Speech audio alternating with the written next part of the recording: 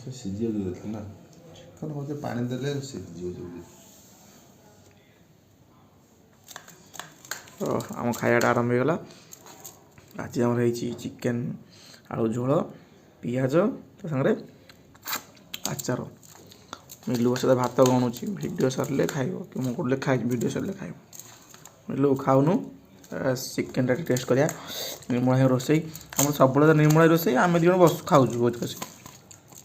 ନିର୍ମଳା ତ ସବୁଦିନ ରୋଷେଇ କରୁଛନ୍ତି। ଝୋଳ ଭଲ ହେଉଛି।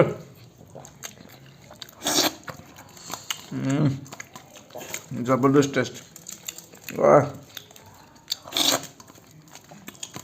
ଝୋଳଟା କ'ଣ ଟେଷ୍ଟ ହେଇଛି ସାଙ୍ଗମାନେ, ଭୟଙ୍କର ରୋଷେଇ ଆଜି। ଝୋଳଟା ଟେଷ୍ଟ ଜବରଦସ୍ତ। ଲୁଣ ପଡ଼ିବ।